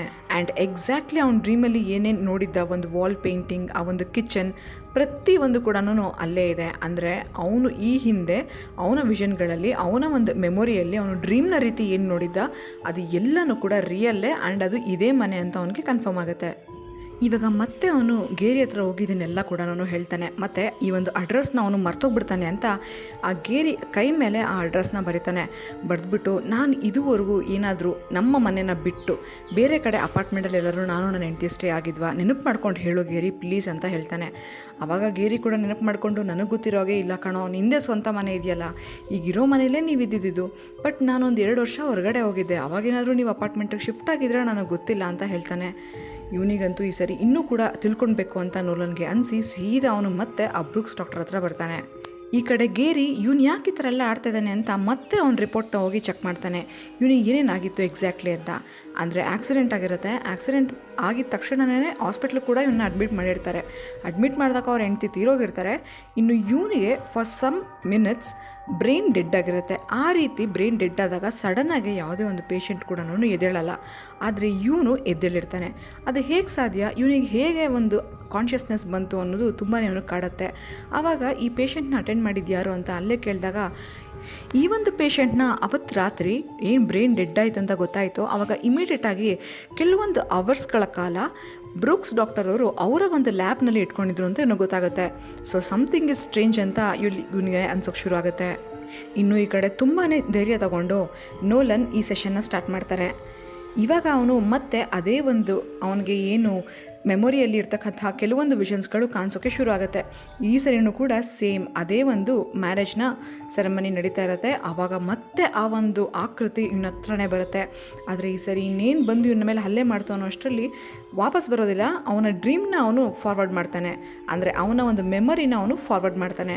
ಫಾರ್ವರ್ಡ್ ಮಾಡಿದ ಕೂಡಲೇ ಈಗ ತಿರ್ಗಾ ಆ ಒಂದು ಚಿಕ್ಕ ಮಗಳು ಇದ್ಲು, ಅದು ಅಳ್ತಾ ಇತ್ತು. ಇವನು ಎತ್ಕೊಂಡ ತಿರ್ಗಾ ಅವನ ಹೆಂಡ್ತಿನ ನೋಡೋಕ್ಕೆ ಬಂದ. ಅವಳು ಕಿಚಡಲ್ಲಿ ಅಳ್ತಾ ಇದ್ಲು, ಅವಳ ಕೈಯೆಲ್ಲ ಏಟಾಗಿತ್ತು. ಅದೇ ಒಂದು ವಿಷನ್ಸ್ಗಳು, ಅದೇ ಒಂದು ಮೆಮೊರಿಯನ್ನೇ ನೆನಪಾಗ್ತಾ ಇದೆ. ಅದೇ ಟೈಮಲ್ಲಿ ಮತ್ತೆ ಆ ಒಂದು ಆಕೃತಿ ಇವನ ಹತ್ರಕ್ಕೆ ಬರ್ತಾ ಇದೆ. ಈ ಸರಿ ತುಂಬ ಧೈರ್ಯ ಮಾಡಿ ಅದಕ್ಕೆ ಜೋರಾಗಿ ಹೊಡೆದು ಬಿಡ್ತಾರೆ. ಇನ್ನು ಅದಕ್ಕೆ ಹೊಡಿತಿದ್ದಾಗೇನೆ ಅವನಿಗೆ ನಿಧಾನವಾಗಿ ಇವಾಗ ಆ ಒಂದು ಹೆಂಗಸಿನ ಮುಖ ಕಾಣಿಸೋಕೆ ಶುರು ಆಗುತ್ತೆ. ಎಸ್, ಅವನು ಈ ಹಿಂದೆ ಒಂದು ಮನೆಗೆ ಹೋಗಿದ್ನಲ್ಲ, ಅದೇ ಒಂದು ಹೆಂಗಸಿನ ಮುಖ ಇದು, ಅವನ ಹೆಂಡತಿ ಮುಖ ಅಲ್ಲ. ಅಂದರೆ ಅವನು ಇಷ್ಟೊತ್ತು ಒಂದು ಏನು ಒಂದು ಮೆಮೊರೀಸ್ ಅವನಿಗೆ ಬರ್ತಾಯಿತ್ತು, ಅದರಲ್ಲಿ ಇದ್ದಿದ್ದು ಏವಾನೂ ಅಲ್ಲ, ಅವನ ಹೆಂಡತಿ ಕೂಡ ಅಲ್ಲ. ಈ ಒಂದು ಹೆಂಗಸು ಅಂದರೆ ಈ ಹಿಂದೆ ಅವನು ಏನೊಂದು ಅಪಾರ್ಟ್ಮೆಂಟ್ ಹತ್ರ ಹೋಗಿದ್ದ ಆ ಹೆಂಗಸು ಮತ್ತು ಈ ಒಂದು ಚಿಕ್ಕ ಮಗು. ಇವಾಗ ಅವನು ಮತ್ತೆ ಆ ಒಂದು ಸೇಫ್ ರೂಮ್ ಅಥವಾ ಸೀಕ್ರೆಟ್ ರೂಮ್ ಅಂತ ಏನಿರುತ್ತೆ ಅಲ್ಲಿ ಕುತ್ಕೊಂಡು ಯೋಚನೆ ಮಾಡ್ತಾ ಇರ್ತಾನೆ. ಅದೇ ಒಂದು ಸಮಯದಲ್ಲಿ ಅಲ್ಲೇ ಇರ್ತಕ್ಕಂಥ ಒಂದು ಕನ್ನಡಿಯಲ್ಲಿ ಇವನ ಮುಖನ ನೋಡ್ಕೋತಾನೆ. ಅಲ್ಲಿರೋದು ಥಾಮ್ಸನ್. ಅಂದರೆ ಈ ಒಂದು ದೇಹ ಏನಿದೆ, ಈ ದೇಹ ನೋಲಂದು, ಆದರೆ ಒಳಗಡೆ ಇರ್ತಕ್ಕಂತಹ ಮೆಮೊರೀಸ್, ನೆನಪುಗಳು ಥಾಮ್ಸನ್ದು. ಅದೇ ಟೈಮಲ್ಲಿ ಥಾಮ್ಸನ್ ಅಯ್ಯೋ ಇದೇನಿದು, ಏನಾಗ್ತಾಯಿದೆ ಅಂತ ಅನ್ನುವಾಗ ಈ ಒಂದು ಸೇಫ್ ರೂಮಲ್ಲಿ ಏನೇ ಮಾತಾಡೋದ್ರು ಕೂಡ ಡಾಕ್ಟರ್ಗೆ ಕೇಳಿಸ್ತಾ ಇರುತ್ತೆ. ಪ್ಲಸ್ ಡಾಕ್ಟರ್ ಮಾತಾಡೋದು ಕೂಡ ಈ ಒಂದು ಸೇಫ್ ರೂಮ್ ಅಥವಾ ಸೀಕ್ರೆಟ್ ರೂಮ್ ಏನಿರುತ್ತೆ ಅದರಲ್ಲಿ ಕೇಳಿಸ್ತಾ ಇರುತ್ತಲ್ವಾ. ಸೊ ಹಾಗಾಗಿ ಈಗ ಡಾಕ್ಟರ್ ಹೇಳ್ತಾ ಹೋಗ್ತಾರೆ, ಥಾಮ್ಸನ್ ಇದು ನೀನೇನೆ, ಇವಾಗ ನೀನು ಎದ್ದೇಳಬೇಕು ಅಂತ. ಆದರೆ ಥಾಮ್ಸನ್ಗೆ ಸಿಕ್ಕಾಪಟ್ಟೆ ಕನ್ಫ್ಯೂಸ್ ಆಗ್ತಾ ಇರುತ್ತೆ, ಇದು ಏನಿದು, ಈ ಬಾಡಿ ಯಾರ್ದು, ಏನಿದು ಅಂತ. ಆವಾಗ ಈ ಡಾಕ್ಟರ್ ಬ್ರೂಕ್ ಹೇಳ್ತಾರೆ, 2 ವರ್ಷದ ಹಿಂದೆ ನಿನಗೇನೋ ಒಂದು ಅವಘಡ ಆಗಿ ನೀನು ಇದೇ ಹಾಸ್ಪಿಟ್ಲಲ್ಲಿ ಅಡ್ಮಿಟ್ ಆಗಿಬಿಟ್ಟಿದ್ದೆ. ಆವಾಗ ನಾನು ನಿನ್ನ ಕಂಪ್ಲೀಟ್ ಮೆಮೊರಿನ ನಾನು ಸೇಫಾಗಿ ಎತ್ತಿಟ್ಟಿದ್ದೆ. ಅಂದರೆ ಅದನ್ನು ಸ್ಟೋರ್ ಮಾಡಿ ಇಟ್ಟಿದ್ದೆ. ಕರೆಕ್ಟಾಗಿ ಈ ಒಂದು ಬಾಡಿ ಸಿಕ್ತು. ಅಂದರೆ ಈ ನೋಲನ್ನ ಬಾಡಿ ಸಿಕ್ಕಿರುತ್ತೆ ಒಂದು 6 ಮಂತ್ಸ್ ಬ್ಯಾಕ್. ಈ ಒಂದು ನೋಲನ್ ಬದುಕೋ ಯಾವುದೇ ರೀತಿಯಾದ ಸೈನ್ಗಳು ಕಾಣಿಸ್ತಾ ಇರೋದಿಲ್ಲ. ಅವನ ಬ್ರೈನ್ ಕಂಪ್ಲೀಟ್ಲಿ ಡೆಡ್ ಆಗಿರುತ್ತೆ ಕೂಡ. ಸೊ ಆವಾಗ ಈ ಒಂದು ನೋಲನ್ನ ದೇಹಕ್ಕೆ, ನೋಲನ್ನ ಬ್ರೈನಿಗೆ ಈ ಒಂದು ಥಾಮ್ಸನ್ ಏನಿರ್ತಾನೆ ಅವನ ಒಂದು ನೆನಪುಗಳನ್ನು ಟ್ರಾನ್ಸ್ಪೋರ್ಟ್ ಮಾಡಿರ್ತಾಳೆ. ಅದು ವರ್ಕ್ ಆಗಿಬಿಟ್ಟಿರುತ್ತೆ. ಇವನು ಎಚ್ಚರ ಆಗಿರ್ತಾನೆ ಅದರಿಂದ. ಸೊ ಅಲ್ಲಿಗೆ ಈ ಥಾಮ್ಸನ್ ಬೇರೆ ಯಾರೂ ಅಲ್ಲ, ಬ್ರೂಕ್ಸ್ನ ಮಗನೇ. ಇನ್ನು ಈ ಕಡೆ ಥಾಮ್ಸನ್ ಎದ್ದಿದ್ದ ಕೂಡಲೇ ಫಸ್ಟ್ ಅವ್ರ ತಾಯಿನ ನೋಡಿ ಖುಷಿಯಾಗುತ್ತೆ. ಬಟ್ ಅದಕ್ಕಿಂತ ಜಾಸ್ತಿ ಅವನಿಗೆ ಆಶ್ಚರ್ಯ ಆಗುತ್ತೆ, ಶಾಕ್ ಆಗುತ್ತೆ. ಮತ್ತು ನಾನು ಈ ಥರ ಒಂದು ಕೋಮದಲ್ಲಿದ್ದು ಎಷ್ಟು ದಿನ ಆಯಿತು ಅಂತ ಕೇಳ್ತಾನೆ. 2 ವರ್ಷನೇ ಆಗೋಯಿತು ಅಂತ ಹೇಳ್ತಾಳೆ. ಇವಾಗ ಅವ್ರ ತಾಯಿ ಹೇಳ್ತಿದ್ದಾಳೆ, ನಿನ್ನ ಲೈಫಲ್ಲಿ ಇದು 2ನೇ ಜನ್ಮ ಅನ್ಕೋ. ಯಾಕಂದರೆ ಈ ಥರದ್ದು ಒಂದು ಪ್ರತಿಯೊಂದು ವಿಚಾರದಲ್ಲೂ ಫಿಟ್ಟಾಗಿರ್ತಕ್ಕಂಥ ವ್ಯಕ್ತಿ ನಿನಗೆ ಇನ್ನೊಬ್ಬ ಸಿಗ್ತಾ ಇರಲಿಲ್ಲ. ಹೇಗೂ ಕೂಡ ನೋಲನ್ ಬ್ರೈನ್ ಡೆಡ್ ಆಗಿತ್ತು. ಆವಾಗ ನಾನು ಯೂಸ್ ಮಾಡಿಕೊಂಡು ನಿನಗೆ ನಾನು ಈ ಒಂದು ಮೆಮೊರೀಸ್ನ ಕೊಟ್ಟಿದ್ದೀನಿ. ಈಗ ಹೋಗು, ನೀನು ನಿನ್ನ ಹೆಂಡತಿ ಮಗಳ ಜೊತೆ ಚೆನ್ನಾಗಿರೋ ಅಂತ ಹೇಳ್ತಾನೆ. ಆವಾಗ ಇವನು ಏವ ಕತೆ ಮತ್ತೆ ಅಂತ ಹೇಳ್ತಾನೆ. ಯಾಕಂದರೆ ಏವ ನಿಜವಾಗ್ಲೂ ಇವನನ್ನು ತಂದೆ ಅಂದ್ಕೊಂಡು ತುಂಬಾ ಪ್ರೀತಿಸ್ತಾ ಇರ್ತಾಳೆ. ಆವಾಗ ಅವರಮ್ಮ, ಏವ ನಿನ್ನ ಮಗಳಲ್ಲ, ಅವಳ ಪಾಡಿಗಳನ್ನ ಬಿಟ್ಬಿಡು, ನೀನು ಫಸ್ಟ್ ನಿನ್ನ ಲೈಫ್ನ ಸ್ಟಾರ್ಟ್ ಮಾಡು ಅಂತ ಹೇಳಿ ಕಳಿಸ್ತಾಳೆ. ಇವಾಗ ಅವಳ ಮಗಳನ್ನ ಪಿಕ್ ಮಾಡೋಕ್ಕೆ ಬಂದಿದ್ದಾನೆ. ಆದರೆ ಅವಳ ಬಗ್ಗೆ ಇವನಿಗೆ ಈ ಹಿಂದೆ ಇದ್ದಂತಹ ಸ್ವಲ್ಪ ಕಾಳಜಿ, ಪ್ರೀತಿ ಏನೂ ಕೂಡ ಇಲ್ಲ. ಯಾಕೆಂದರೆ ಅವಳು ನನ್ನ ಮಗಳಲ್ಲ ಅನ್ನೋದು ಇವನಿಗೆ ಗೊತ್ತಾಗಿದೆ. ಮತ್ತು ಇಮಿಡಿಯೇಟಾಗೆ ನೀನು ಸ್ವಲ್ಪ ದಿನಗಳ ಕಾಲ ಗೇರಿ ಅಂಕಲ್ ಮನೇಲಿ ಇರು, ನನಗೆ ಸ್ವಲ್ಪ ಸ್ಪೇಸ್ ಬೇಕು ಅಂತ ಹೇಳ್ತಾನೆ. ಆದರೆ ಅವಳ ಮಗಳು ಇನ್ಸಿಸ್ಟ್ ಮಾಡ್ತಾಳೆ, ಇಲ್ಲ ನಿನಗೇನು ನೆನಪೇ ಇರೋದಿಲ್ಲ, ನೀನು ನನ್ನ ಬಿಟ್ಟು ಹೇಗಿರ್ತೀಯ ಅಂತ ತುಂಬ ಹಠ ಮಾಡ್ತಾಳೆ. ಆದರೆ ಇವನು ಜೋರಾಗಿ ಕಿರ್ಚಾಡ್ತಾನೆ. ನೋಲನ್ ಯಾವತ್ತೂ ಕೂಡ ಈ ರೀತಿ ಜೋರಾಗಿ ಕಿರ್ಚಾಡ್ತಾ ಇರಲಿಲ್ಲ. ಈ ಥರದ್ದೊಂದು ಬಿಹೇವಿಯರ್ ನೋಡಿ ಇವಾಗೂ ಕೂಡ ತುಂಬಾ ಆಶ್ಚರ್ಯ ಆಗುತ್ತೆ. ಇನ್ನು ಇಮಿಡಿಯೇಟಾಗೆ ಏವ ಎಲ್ಲ ಬಟ್ಟೆಗಳನ್ನ ಪ್ಯಾಕ್ ಮಾಡಿಸಿ ಅವಳನ್ನು ಅವನು ಆ ಒಂದು ಗೇರಿ ಅವನ ಮನೆಯಲ್ಲೇ ಬಿಟ್ಬಿಟ್ಟು ಬಂದುಬಿಡ್ತಾನೆ. ಈಗ ಅವನು ಮತ್ತೆ ಅದೇ ಒಂದು ಅಡ್ರೆಸ್ ಏನು ಅವನು ಈ ಹಿಂದೆ ಮೆಮೊರೀಸಲ್ಲಿ ನೋಡಿದ್ದ, ಅಂದರೆ ಥಾಮ್ಸನ್ನ ಮನೆ, ಆ ಮನೆಗೆ ಬಂದಿದ್ದಾನೆ. ಈಗ ಅವನ ಹೆಂಡ್ತಿ ತಿರ್ಗಾ ಇವಳನ್ನ ನೋಡಿಬಿಟ್ಟು ಗುರ್ತಿಡಿಯಲ್ಲ ಅಲ್ವಾ, ಯಾಕಂದರೆ ಇವ್ನು ನೋಡೋಕ್ಕೆ ನೋಲನ ರೀತಿ ಇದ್ದಾನೆ, ಆದರೆ ಬ್ರೈನ್ ಅದರಲ್ಲಿರೋ ಇನ್ಫಾರ್ಮೇಷನ್ ಥಾಮ್ಸನ್ದು. ಸೊ ಅವನು ಥಾಮ್ಸನ್ಗೆ ಗೊತ್ತಿರ್ತಕ್ಕಂಥ ಕೆಲವೊಂದು ಪ್ರೈವೇಟ್ ವಿಚಾರಗಳನ್ನು ಅವನ ಹೆಂಡ್ತಿಗೆ ಎಕ್ಸ್ಪ್ಲೇನ್ ಮಾಡ್ತಾ ಹೋಗ್ತಾನೆ. ಆವಾಗ ಅವನ ಹೆಂಡ್ತಿಗಂತೂ ಒಂದು ಕ್ಷಣ ಏನು ಹೇಳ್ಬೇಕಂತಲೇ ಗೊತ್ತಾಗೋದಿಲ್ಲ. ಅವಾಗ ಅವಳು ಕೇಳ್ತಾಳೆ, ಮತ್ತು ನೀನು ನೋಲನ್ನ ಪ್ಲೇಸ್ ತೊಗೊತೀಯಾ, ಏನು ಮಾಡ್ತೀಯಾ ಅಂತ. ನಾನು ನೋಲನ್ನ ಪ್ಲೇಸಾ, ಇಲ್ಲ ನಮಗಿದು ಸೆಕೆಂಡ್ ಚಾನ್ಸ್, ನಾವೆಲ್ಲರೂ ಚೆನ್ನಾಗಿರಬೇಕು ಅಂತ ಮಾತಾಡ್ತಾ ಅಬ್ಸರ್ವ್ ಮಾಡ್ತಾನೆ. ಈ ಒಂದು ಥಾಮ್ಸನ್ನ ಮನೆಯಲ್ಲಿ ಥಾಮ್ಸನ್ ಫೋಟೋನೇ ಇರೋದಿಲ್ಲ. ನನ್ನ ಫೋಟೋಗಳಲ್ಲಿ, ನನ್ನ ಚೇರಲ್ಲಿ, ನನ್ನ ಶೆಲ್ಫಲ್ಲಿ ಅಂತ ಹುಡುಕ್ತಾನೆ. ಅಂದರೆ ಇವನ ಹೆಂಡ್ತಿ ಮತ್ತು ಇವನ ಮಗಳು ಇವರೆಲ್ಲರೂ ಕೂಡ ಇವನನ್ನು ಮರಿಬೇಕು ಅಂತ ಡಿಸೈಡ್ ಆಗಿರ್ತಾರೆ. ಯಾಕೆಂದರೆ ಇವನು ಅಷ್ಟು ಟಾರ್ಚರ್ನ ಕೊಟ್ಟಿರ್ತಾನೆ. ಈ was not a good man. So ಹಾಗಾಗಿ ಇವರು ಮೂವ್ ಆನ್ ಆಗಿರ್ತಾರೆ. ಇವಾಗ ಇವನು ಸಡನ್ನಾಗಿ ಬಂದ ರೀತಿ ಹೇಳ್ತಾ ಇರೋದು ಅವನ ಹೆಂಡ್ತಿಗೆ ಸಹಿಸ್ಕೊಳ್ಳೋಕ್ಕೆ ಆಗ್ತಿರೋದಿಲ್ಲ. ಇನ್ನು ಇವನಿಗೆ ಮತ್ತೆ ಈಗ ತುಂಬಾ ಸಿಟ್ಟು ಬರ್ತಾ ಇದೆ. ಅವನ ಹೆಂಡ್ತಿಗೆ ಹೊಡೆಯೋಕ್ಕೆ ಹೋಗ್ತಾ ಇದ್ದಾಳೆ. ಅಷ್ಟರಲ್ಲೇ ರೂಮ್ ಒಳಗಡೆಯಿಂದ ಸೌಂಡ್ ಬರುತ್ತೆ. ಅಂದರೆ ಅವಳ ಮಗಳಿದ್ದಾಳೆ ಅಂತ ಅವನಿಗೆ ಗೊತ್ತಾಗುತ್ತೆ. ಈಗ ಮಗಳಿಗಾದ್ರೂ ಎಲ್ಲ ವಿಷಯ ಹೇಳೋಣ ಅಂತ ಆ ರೂಮ್ಗೆ ಹೋದಾಗ ಹಿಂದೆಗಡೆಯಿಂದ ಬಂದು ಅವನ ಹೆಂಡ್ತಿ ಈ ಒಂದು ನೋಲನ್ನ ರೀತಿ ಇರ್ತಕ್ಕಂತಹ ಥಾಮ್ಸನ್ಗೆ ಹೊಡೆದ್ಬಿಡ್ತಾಳೆ. ಆವಾಗ ನಮಗಿಲ್ಲಿ ಗೊತ್ತಾಗೋದೇನೆಂದರೆ, ಈ ಹಿಂದೆ ಥಾಮ್ಸನ್ ಸಾಯ್ಲಿಕ್ಕೆ ಅಥವಾ ಅವ್ನ ಬ್ರೈನ್ ಡೆಡ್ ಆಗೋಕ್ಕೆ ಕಾರಣ ಏನು ಗೊತ್ತಾ, ಇವರಿಬ್ಬರು ಗಂಡ ಹೆಂಡ್ತಿ ತುಂಬ ಜೋರಾಗಿ ಜಗಳ ಆಡ್ತಾ ಇರ್ತಾರೆ. ಪಾಪ ಅದ್ರ ಮಧ್ಯೆ ಅವ್ರ ಮಗಳು ತುಂಬಾ ಎದುರುಕೊಂಡು ಅಪ್ಪ ಬೇಡಪ್ಪ ಅಂತ ರಿಕ್ವೆಸ್ಟ್ ಮಾಡ್ಕೊತಾ ಇರ್ತಾಳೆ. ಆವಾಗ ಮಗಳನ್ನೇ ಹೊಡಿಯೋಕ್ಕೆ ಅಂತ ಅವ್ನು ಹೋಗ್ತಾನೆ. ಅಷ್ಟರಲ್ಲಿ ಈ ಒಂದು ಥಾಮ್ಸನ್ನ ಹೆಂಡತಿ ಥಾಮ್ಸನ್ನ ತಳ್ಳಿಬಿಟ್ಟಿರ್ತಾಳೆ. ಆವಾಗ ಅವನು ಮೆಟ್ಲಿಂದ ಕೆಳಗಡೆ ಬಿದ್ದು ಅವನ ಬ್ರೈನ್ ಡೆಡ್ ಆಗಿರುತ್ತೆ. ಆವಾಗ ಅವ್ರ ತಾಯಿ ಇವನ ಬ್ರೈನಲ್ಲಿ ಇರ್ತಕ್ಕಂಥ ಎಲ್ಲ ಮೆಮೊರೀಸ್ನ ಒಂದು ಕಡೆ ಸ್ಟೋರ್ ಮಾಡಿ ಇಟ್ಟಿರ್ತಾಳೆ. ಇನ್ನು ಇವಾಗ ಥಾಮ್ಸನ್ ಹೆಂಡ್ತಿ ಅವ್ನಿಗೆ ಹೊಡೆದಿದ್ಲಲ್ವ, ಈಗ ಸಡನ್ನಾಗಿ ಥಾಮ್ಸನ್ ಕಣ್ಬಿಟ್ಟಾಗ ಅವನು ಏವಾ ಮುಂದೆ ಕೂತಿದ್ದಾನೆ. ಇವನಿಗೆ ಅರ್ಥನೇ ಆಗೋದಿಲ್ಲ, ನಾನು ಇಲ್ಲಿಗೆ ಯಾವಾಗ ಬಂದೆ ಅಂತ. ಅಲ್ಲಿ ಗೇರಿ ಕೂಡ ಇದ್ದಾನೆ. ಇವನಿಗೆ ಫುಲ್ ಶಾಕ್ ಆಗ್ತಾಯಿದೆ, ನಾನು ಇಲ್ಲಿಗೆ ಯಾವಾಗ ಬಂದೆ, ನಾನು ಅಲ್ಲಿದ್ದೆ ಅಲ್ವಾ ಅಂತ. ಈಗ ಇವನು ಫುಲ್ಲು ಟೆನ್ಷನಲ್ಲಿ ಸೀದಾ ಇವನು ಆ ಬ್ರೂಕ್ಸ್ ಡಾಕ್ಟರ್ ಹತ್ರ ಮತ್ತೆ ಹೋಗ್ತಾನೆ. ಈ ಕಡೆ ಗೇರಿ ಕೈ ಮೇಲೆ ಆ ಒಂದು ಅಡ್ರೆಸ್ನ ಅವ್ನು ಬರೆದಿರ್ತಾನಲ್ವ, ಅದಿನ್ನೂ ಅವ್ನ ಕೈ ಮೇಲೆ ಹಾಗೆ ಇರುತ್ತೆ. ಅವನಿವಾಗ ಇದೇನು ಅಡ್ರೆಸ್ ನೋಡೋಣ ಅಂತ ಹೊಡೆದು ನೋಡ್ತಾನೆ. ಅದೇ ಟೈಮಲ್ಲಿ ಪಕ್ಕದಲ್ಲಿ ಕೂತಿರೋ ಏವಾ, ಅಯ್ಯೋ ನಾವು ಈ ಅಪಾರ್ಟ್ಮೆಂಟಿಗೆ ಹೋಗಿದ್ವಿ ಅಂತ ಹೇಳಿಬಿಡ್ತಾಳೆ. ಓ ಸಮಥಿಂಗ್ ಇಸ್ ಸ್ಟ್ರೇಂಜ್ ಅಂದ್ಬಿಟ್ಟು ಆ ಒಂದು ಅಪಾರ್ಟ್ಮೆಂಟ್ ಬಗ್ಗೆ ಅವನು ಗೂಗಲಲ್ಲಿ ಸರ್ಚ್ ಮಾಡ್ತಾನೆ. ಆವಾಗ ಇವನಿಗೆ ಗೊತ್ತಾಗುತ್ತೆ ಬ್ರೂಕ್ಸ್ನ ಮಗ ಅಲ್ಲಿ ಸ್ಟೇರ್ ಕೇಸಿಂದ ಬಿದ್ದು ಸತ್ತೋಗ್ಬಿಟ್ಟಿದ್ದ ಅಂತ. ಸೊ ಖಂಡಿತ ಇದೆಲ್ಲ ಬ್ರೂಕ್ಸೇ ಮಾಡ್ತಾ ಇರೋದು, ಇದು ಅವ್ನ ಮೆಮೊರೀಸೇ ಅಲ್ಲ, ಇದು ನೋಲನ್ ಮೆಮೊರೀಸೇ ಅಲ್ಲ ಅಂತ ಅವನಿಗೆ ಗೊತ್ತಾಗಿ ಸೀದಾ ಅವರು ಹಾಸ್ಪಿಟಲ್ಗೆ ಹೊರಡ್ತಾರೆ. ಈ ಕಡೆ ನೋಲನ್ ಬಾಡಿ ಒಳಗಡೆ ಇರ್ತಕ್ಕಂತಹ ಥಾಮ್ಸನ್ ಅವ್ರ ತಾಯಿ ಹತ್ರ ಬಂದು ಹೇಳ್ತಾ ಇದ್ದಾನೆ, ನನಗೆ ಯಾಕೆ ಈ ರೀತಿ ಆಗ್ತಾಯಿದೆ, ನನ್ನ ಹೆಂಡ್ತಿ ಇವರೆಲ್ಲರೂ ಕೂಡ ತುಂಬಾ ಮೂವ್ ಆನ್ ಆಗಿಬಿಟ್ಟಿದ್ದಾರೆ. ಮತ್ತು ನನಗೆ ತಲೆಗೆ ಪೆಟ್ಟು ಬಿದ್ದು ನಾನು ಬಿದ್ದಾಗ ನಾನು ಏವಾ ಮುಂದೆ ಇದ್ದೆ, ನಾನು ಹೇಗೆ ಅವ್ರ ಹತ್ರ ಹೋಗ್ತಾನೆ. ಆವಾಗ ಅವ್ರ ಅಮ್ಮ, ನಾನು ಇನ್ನೊಂದು ಸೆಷನ್ನ ಮಾಡ್ತೀನಿ, ನೀನು ಯಾವಾಗಲೂ ಹೇಳ್ತಾ ಇದ್ದಲ್ಲ ಒಂದು ಬ್ರೋಕನ್ ಮ್ಯಾನ್ ಅದು ನಿನ್ನ ಮೇಲೆ ಹಲ್ಲೆ ಮಾಡೋಕ್ಕೆ ಬರ್ತಾಯಿದೆ ಅಂತ, ಈ ಸಾರಿ ಅದನ್ನು ಬಿಡಬೇಡ, ಕೊಂದುಬಿಡು, ಆವಾಗ ನಿನಗೇನು ಪ್ರಾಬ್ಲಮೇ ಇರೋದಿಲ್ಲ, ನಿನಗೆ ಮತ್ತೆ ಯಾರೂ ಅಡ್ಡ ಕೂಡ ಬರೋದಿಲ್ಲ ಅಂತ ಹೇಳಿಬಿಡ್ತಾಳೆ. ಆವಾಗ ಇವನು ಕೂಡ ಈ ಸರಿ ಈಗ ಸೆಷನ್ಗೆ ಹೋಗಿದ್ದಾನೆ. ಇವಾಗ ಆ ಒಂದು ಬ್ರೂಕ್ಸ್ ಡಾಕ್ಟರ್ ಹೇಳ್ತಾ ಇದ್ದಾಳೆ, ನೀನಿವಾಗ ನೋಲನ್ ಅಲ್ಲ ಥಾಮ್ಸನ್, ನಿನ್ನ ಒಂದು ಸೇಫ್ ಪ್ಲೇಸ್ನ, ನಿನ್ನ ಒಂದು ಸೀಕ್ರೆಟ್ ಪ್ಲೇಸ್ನ ನೀನು ಚೂಸ್ ಮಾಡ್ಕೊ ಅಂತ. ಈ ಸರಿ ಆ ಒಂದು ಅಪಾರ್ಟ್ಮೆಂಟ್ ನಮ್ಮ ಮನೆ ಏನಿತ್ತು ಅದೇ ಮನೆಯೇ ಅವನು ಚೂಸ್ ಮಾಡ್ಕೊಂಡಿದ್ದಾನೆ, ಏವಾ ರೂಮ್ ಅಲ್ಲ. 2 years ಬ್ಯಾಕ್ ಥಾಮ್ಸನ್ನ ಮನೆ ಹೇಗಿತ್ತೋ ಇವಾಗ ಹಾಗೇ ಇದೆ. ಅವನ ಫೋಟೋಸ್ ಅಲ್ಲಿ ಎಲ್ಲ ಕಡೆ ಇದೆ, ಅವನ ಬುಕ್ ಶೆಲ್ಫ್ ಇದೆ. ಅವನು ಇದನ್ನೆಲ್ಲ ನೋಡ್ತಾ ಎಲ್ಲನೂ ಕೂಡ ನೆನಪು ಮಾಡ್ಕೋತಾ ಇದ್ದಾನೆ. ಅಷ್ಟರಲ್ಲೇ ಯಾರೋ ತುಂಬ ಜೋರಾಗಿ ಆ ಒಂದು ಡೋರ್ನ ಓಪನ್ ಮಾಡ್ತಾ ಇದ್ದಾರೆ. ನೋಡ್ತಾ ನೋಡ್ತಾ ಆ ಡೋರ್ ಓಪನ್ ಆಗೇ ಹೋಗುತ್ತೆ. ಈಗ ಇವನ ಒಂದು ಸೀಕ್ರೆಟ್ ರೂಮ್ ಅಥವಾ ಇವನ ಒಂದು ಸೇಫ್ ಪ್ಲೇಸ್ಗೆ ಯಾರೋ ಒಬ್ಬರು ಬರ್ತಾ ಇದ್ದಾರೆ. ಈಗ ಅದೇ ಬ್ರೋಕನ್ ಮ್ಯಾನ್ ಅದೇ ರೀತಿ ಸೌಂಡ್ಗಳನ್ನ ಮಾಡ್ತಾ ವಿಚಿತ್ರವಾಗಿ ಇವನು ಮುಂದೆ ಬಂದು ನಿಂತ್ಕೊಳ್ಳುತ್ತೆ. ನೋಡಿದ್ರೆ ಅದು ಬೇರೆ ಯಾರೂ ಅಲ್ಲ, ನೋಲನ್. ಅಂದರೆ ಇದೆಲ್ಲ ಕೂಡ ನೋಲನ್ನ ಬಾಡಿ ಒಳಗಡೆ ಇರ್ತಕ್ಕಂಥ ಬ್ರೈನ್ನ ಸಬ್ಕಾನ್ಷಿಯಸಲ್ಲಿ ನಡೀತಾ ಇದೆ. ನೋಲನ್ ವಾಪಸ್ ಬರೋದಕ್ಕೆ ಟ್ರೈ ಮಾಡ್ತಾ ಇದ್ದಾನೆ, ಆದರೆ ಅವನ ಒಂದು ಬ್ರೈನಲ್ಲಿ ಇರ್ತಕ್ಕಂತಹ ಥಾಮ್ಸನ್ನ ಮೆಮೊರೀಸ್ ಅದನ್ನು ಬಿಡ್ತಾ ಇರೋದಿಲ್ಲ. ಈಗ ಇವರಿಬ್ಬರಲ್ಲಿ ಯಾರಾದರೂ ಒಬ್ಬರು ಇರೋಂತಹ ಟೈಮ್ ಬಂದಿದೆ. ಥಾಮ್ಸನ್ಗೆ ಅವ್ರ ತಾಯಿ ಆಚೆಗಡೆಯಿಂದ ಹೇಳ್ತಾ ಇದ್ದಾಳೆ, ಇದು ಅವನದೇ ಆದಂತಹ ಒಂದು ಸೇಫ್ ಪ್ಲೇಸ್ ಆಗಿರೋದ್ರಿಂದ ಡಾಕ್ಟರ್ ಮಾತಾಡೋದೆಲ್ಲ ಇವನಿಗೆ ಕೇಳಿಸ್ತಾ ಇರುತ್ತೆ. ಅವಳಿಗೆ ಹೇಳ್ತಾ ಇದ್ದಾಳೆ, ಅದನ್ನು ಬಿಡಬೇಡ, ಹೇಗಾದರೂ ಮಾಡಿ ಕೊಂದ್ಬಿಡು ಅಂತ. ಇವನು ಕೂಡ ಚಾಕು ತೊಗೊಂಡು ಜೋರಾಗಿ ಅವನಿಗೆ ಹೊಡಿತಾ ಇರ್ತಾನೆ. ಇನ್ನೇನು ಅವನಿಗೆ ಚುಚ್ಚಬೇಕು ಅಂತ ಹೋಗ್ತಾ ಇರ್ತಾನೆ. ಪಾಪ ನೋಲನ್ ತುಂಬ ಒಳ್ಳೆ ವ್ಯಕ್ತಿ, ಅವನಿಗೆ ತಿರುಗಿಸಿ ಹೊಡಿಯೋಕ್ಕೂ ಕೂಡ ಆಗ್ತಾ ಇರೋದಿಲ್ಲ. ಇನ್ನೇನು ಇವನಿಗೆ ಚಾಕು ಚುಚ್ಚಬೇಕು ಅನ್ನೋ ಅಷ್ಟರಲ್ಲಿ ಜೋರಾಗಿ ಅವನಿಗೆ ಡ್ಯಾಡಿ ಅನ್ನೋವಂಥ ಒಂದು ಸೌಂಡ್ ಕೇಳಿಸುತ್ತೆ. ಯಾರೋ ನನ್ನ ಅಪ್ಪ ಅಂತ ಕರೆದ್ರಲ್ಲ ಅಂತ ಅಂದ್ಕೊಳ್ಳೋ ಅಷ್ಟರಲ್ಲಿ ಅಲ್ಲಿಗೆ ಬಂದಿರೋದು ಏವಾ. ಇವ್ರಿಗೆ ಡೌಟ್ ಬಂದಿತ್ತಲ್ವ ಈ ಬ್ರೂಕ್ಸ್ ಡಾಕ್ಟರ್ ಏನೋ ಮಾಡ್ತಾ ಇದ್ದಾಳೆ ಅಂತ. ಗೇರಿ ಮತ್ತು ಏವಾ ಇಬ್ಬರು ಕೂಡ ಈ ಬ್ರೂಕ್ಸ್ನ ಲ್ಯಾಬ್ಗೆ ಬಂದಿದ್ದಾರೆ. ತುಂಬ ಜೋರಾಗೆ ಅಪ್ಪ ಅಪ್ಪ ಅಂತ ಕಿರ್ಚ್ತಾ ಇದ್ದಾರೆ. ಆವಾಗ ಅಲ್ಲೇ ಇರ್ತಕ್ಕಂತಹ ನೋಲನ್ಗೆ ಮತ್ತೆ ಎಚ್ಚರಿಕೆ ಆಗುತ್ತೆ. ಯಾಕೆಂದರೆ ಇವಾಗ ಅವನ ಮಗಳೇ ಅವನನ್ನು ಕರಿತಾ ಇದ್ದಾಳೆ. ಅಷ್ಟರಲ್ಲೇ ಈ ಕಡೆ ಡಾಕ್ಟರ್ ನಾವು ಈ ಥರ ಅರ್ಧಕ್ಕೆ ನಿಲ್ಲಿಸಿದ್ರೆ ಅವನ ಒಂದು ಜೀವಕ್ಕೆ ಅಪಾಯ, ನನ್ನ ಮಾತು ಕೇಳಿ ನಾನು ಇದನ್ನು ಬೇಗ ಮುಗಿಸ್ತೀನಿ ಅಂತ ಜಾರ್ಕೊಳ್ಳೋಕೆ ನೋಡ್ತಾಳೆ. ಹೇಗಾದರೂ ಮಾಡಿ ನೋಲನ್ನು ಸಾಯಿಸ್ಬಿಡೋಕ್ಕೆ ಹತ್ರಕ್ಕೆ ಹೋಗ್ಬಿಟ್ಟು ನೀನು ಇವಾಗ ಶುರು ಮಾಡಿರೋದನ್ನು ನಿಲ್ಲಿಸ್ಬೇಡ, ಮುಗಿಸ್ಬಿಡು ಅಂತ ಹೇಳ್ತಾಳೆ. ಈ ಕಡೆ ಗೇರಿಗೂ ಏನು ಮಾಡೋದು ಅಂತ ಗೊತ್ತಾಗ್ತಾ ಇರೋದಿಲ್ಲ, ನಿಂತ್ಕೊಂಡು ನೋಡ್ತಾ ಇರ್ತಾರೆ.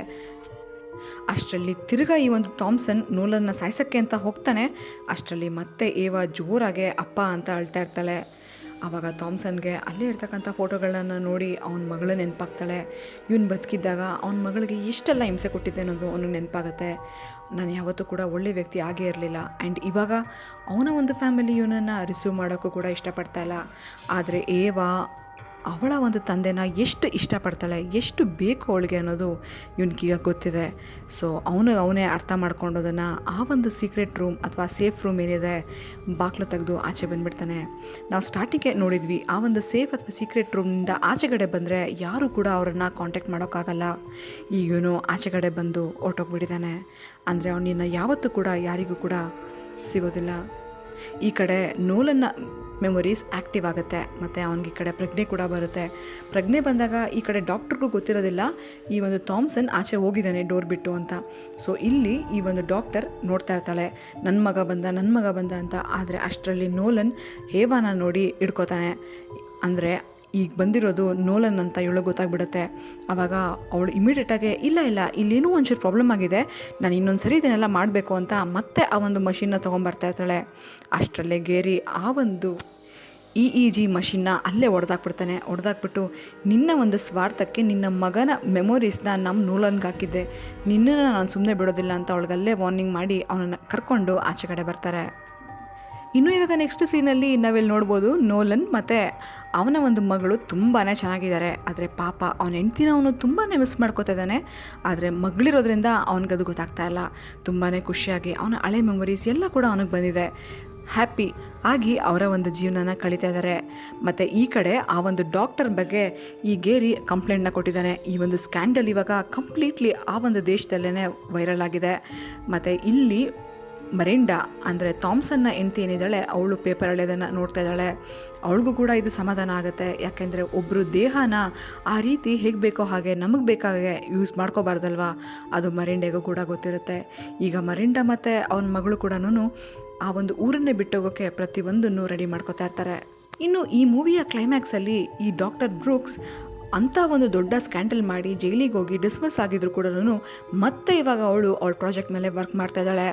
ಅಂದರೆ ಏನು ಈ ಹಿಂದೆ ಗೇರಿ ಹೊಡೆದಾಕಿದ್ದ ಆ ಮಷಿನ್ನ ಮತ್ತೆ ಅವಳು ಆ್ಯಕ್ಟಿವ್ ಮಾಡ್ತಾ ಇದ್ದಾಳೆ. ಮತ್ತು ಅವನ ಮಗನ ಒಂದು ಮೆಮೊರೀಸ್ ಏನಿತ್ತು ಅದನ್ನೆಲ್ಲನೂ ಅವಳು ಬ್ಯಾಕಪ್ಗೆ ಹಾಕಿದ್ದಾಳೆ. ಈಗ ಮತ್ತೆ ಅವಳು ಎಲ್ಲನೂ ರಿಸ್ಟೋರ್ ಮಾಡ್ತಾ ಇದ್ದಾಳೆ. ಅಷ್ಟರಲ್ಲೇ ಆ ಒಂದು EEG ಮಷಿನಲ್ಲಿ ಲೈಟ್ ಆನ್ ಆಗಿಬಿಡುತ್ತೆ. ಆವಾಗ ಅವಳು ಮತ್ತೆ ಅವನ ಮಗನ್ನ ನೋಡ್ಬೋದು ಅನ್ನೋ ಒಂದು ಭರವಸೆಯಲ್ಲಿ ಇದ್ದಾಳೆ. ಒಂದು ಒಳ್ಳೆಯ ವಿಚಾರನ ಕೆಟ್ಟದ್ದಕ್ಕೆ ಯೂಸ್ ಮಾಡ್ಕೋಬಾರ್ದು ಅನ್ನೋದು ಈ ಮೂವಿಲಿ ಚೆನ್ನಾಗಿ ಹೇಳಿದ್ದಾರೆ. ಆ್ಯಂಡ್ ಯೂಸ್ ಮಾಡಿಕೊಂಡ್ರೆ ಕೊನೆಗೂ ಕೂಡ ಒಳ್ಳೆಯದೇ ಗೆಲ್ಲುತ್ತೆ ಅನ್ನೋದು ಈ ಮೂವಿಲಿ ತೋರಿಸ್ಕೊಟ್ಟಿದ್ದಾರೆ. ಈ ಮೂವಿ ನಿಮ್ಗೆ ಇಷ್ಟ ಆಯಿತಾ? ನನ್ನ ಎಕ್ಸ್ಪ್ಲನೇಷನ್ ನಿಮ್ಗೆ ಇಷ್ಟ ಆಯಿತಾ? ಈ ಮೂವಿ ದೆವ್ವಗಳಿಂದ ಕೂಡಿಲ್ಲ ಅಂದರೂ ಕೂಡ ಒಂದು horror thriller science fiction movie ಅಂತ ಹೇಳ್ಬೋದು. ನಿಮಗೆ ಈ ಥರ ಮೂವೀಸ್ ಇಷ್ಟ ಆಗುತ್ತಾ ಅಥವಾ ಪ್ಯೂರ್ ಹಾರರ್ ಮೂವೀಸ್ ನಾನು ಎಕ್ಸ್ಪ್ಲೇನ್ ಮಾಡಿದ್ರೆ ಇಷ್ಟ ಆಗುತ್ತಾ? ದಯವಿಟ್ಟು ಕಮೆಂಟ್ ಬಾಕ್ಸಲ್ಲಿ ಕಮೆಂಟ್ ಮಾಡಿ ತಿಳಿಸಿ. ಮತ್ತು ನನ್ನ ಚಾನಲ್ನ ಸಬ್ಸ್ಕ್ರೈಬ್ ಮಾಡ್ಕೊಳ್ಳೋದನ್ನು ಮಾತ್ರ ಮರಿಬೇಡಿ. Thank you so much for watching my video.